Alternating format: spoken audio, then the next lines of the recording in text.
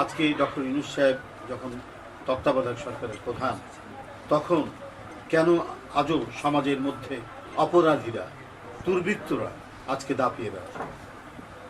আমরা শুনেছি যে 4 জনের পরামর্শে শেখ হাসিনা সকল অপরাধমূলক কাজ করেছে। ওবায়দুল কাদের, সালমান এফ রহমান, আনিসুল হক, এই আপনারা আরও যারা এখানে রয়েছেন, আরও একজন আছেন স্বরাষ্ট্রমন্ত্রী আসাদুজ্জামান কামাল, এই গ্যাং অফ 4 এরা যত হত্যা সব নির্দেশ দিয়েছে, মানে রাষ্ট্রটাকেই অপরাধী রাষ্ট্র পরিণত করেছে। তার একজন নিরাপত্তা উপদেষ্টার নাম তারেক সিদ্দিকী, তিনি প্রধানমন্ত্রী, তৎকালীন অবৈধ প্রধানমন্ত্রী শেখ হাসিনাকে পরামর্শ দিয়েছেন যে কিছু লোককে মেরে ফেলুন, কিছু লোক মারা গেলে পরেই আন্দোলন ভয় পেয়ে যাবে, থামিয়ে যাবে। এটা কোনো সভ্য দেশের সরকার হতে পারে? এটা কোনো সভ্যতার লক্ষণ হতে পারে? এটা কোনো সরকারের ন্যূনতম যাদের মধ্যে আইনি চেতনা আছে তাদের কি এটা বৈশিষ্ট্য হতে পারে? কয়েকদিন ধরে আপনারা পত্রিকায় দেখুন এই কথাগুলো, একবারে অডিও একে অপরের সাথে যে তার কথা বলছেন, মেয়র তাপসের সাথে কথা বলছেন, তারপরে আরও অনেকের সাথে কথা বলছেন, তার মধ্যে স্পষ্টভাবে এই কথাগুলো বলছে।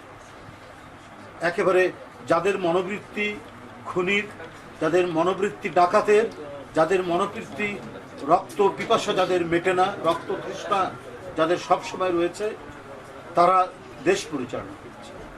তারা ক্ষমতাকে ধরে রাখার জন্য নিজ দেশে শিশু সন্তান, তরুণ সন্তান, primary school, high school, college, বিশ্ববিদ্যালয়ের কাউকে বাদ রাখেন।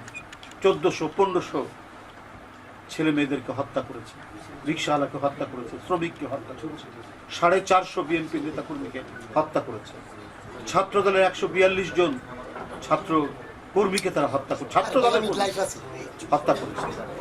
এই যে বিকট রক্ত পিপাসু মনোবৃত্তি নিয়ে শেখ হাসিনা দেশ পরিচালনা করছিলেন, সেখান থেকে মানুষ প্রত্যেকে ছটফট করছিল।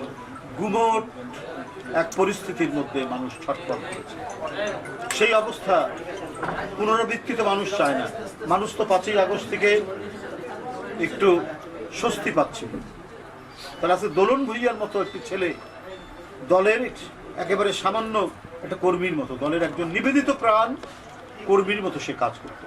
নিরীহ ছেলে, 1 ভাই বিদেশে থাকে, বোনদের বিয়ে হয়েছে, 2 বোনের বিয়ে হয়েছে, আর 2 বোন হয়েছে, একেবারে সামাজিক ভদ্র একটা পরিবার।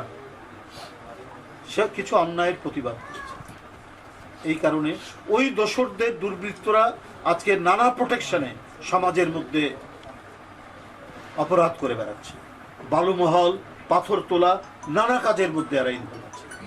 আজকে যে অভিযোগটা উঠেছে যে প্রশাসনের বিভিন্ন স্তরে স্তরে আওয়ামী লীগের দোসররা তারা আছে, এবং এই অন্তর্বর্তীকালীন সরকার এবং গণতন্ত্রের বিজয়ের মধ্যে দিয়ে যে মানুষের প্রত্যাশা, শান্তির সহাবস্থান তৈরি করা, এটাকে নস্যাৎ করার একটি পরিকল্পিত প্রচেষ্টা চলছে।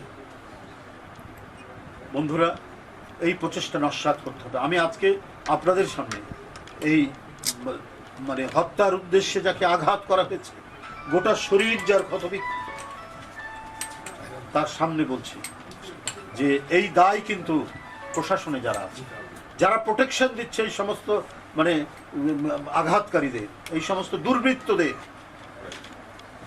তারা যেই হোক তাদেরকে স্থানীয় প্রশাসন গ্রেপ্তার করছেন না কেন? এই প্রশ্ন আজকে সবার। আমাদের দাবি অবিলম্বে আজকের মধ্যে আমরা তাদের গ্রেপ্তার দেখতে চাই। এখানে যদি আর একটা ঘটনা যদি কিছু ঘটে, তার জন্য দায়ী থাকবে নারায়ণগঞ্জের স্থানীয় প্রশাসন। এত বলার পর সংবাদপত্রের সাংবাদিকরা এত সুস্পষ্টভাবে সবকিছু দেখার পরেও তারা যদি দাপিয়ে বেড়ায়, তাহলে এর জন্য দায়ী। আর যদি তাদেরকে কোনো শক্তিশালী কেউ প্রোটেকশন দেয়, তাহলে আপনার প্রশাসনের ব্যক্তিরা আপনারা জানান এটা, যে এই সমস্ত ব্যক্তিরা তাকে প্রোটেকশন দিচ্ছে, এই সমস্ত দুর্বৃত্তদেরকে। আমাদেরকেও যারা, আমরা আরো বেশি আইনি প্রক্রিয়া, সে যদি দলেরও কোনো লোক হয়, সে চূড়ান্ত সাংগঠনিক ব্যবস্থা দল থেকে চিরদিনের জন্য তাকে বহিষ্কার করা হয়। এবং এখানে যদি বিএনপির কেউ যদি আমি মনে করি প্রশাসনকে টেলিফোন করে তাদের জন্য আপনারা আমাদেরকে জানাবেন, আমরা সে যতই পাওয়ারফুল নেতা হোক না কেন তার বিরুদ্ধে আমরা ব্যবস্থা নেব। এবং এই ব্যাপারে আমাদের ভারপ্রাপ্ত চেয়ারম্যান জনাব তারেক রহমান এবারে কঠোর পদক্ষেপ নেওয়ার জন্য তিনি বলে দিয়েছেন। সব সময় তিনি সতর্ক দৃষ্টি রাখছেন, কেউ রেহাই পাবে না যদি দলের কেউ এই ধরনের কোনো ঘটনার সাথে জড়িত থাকে।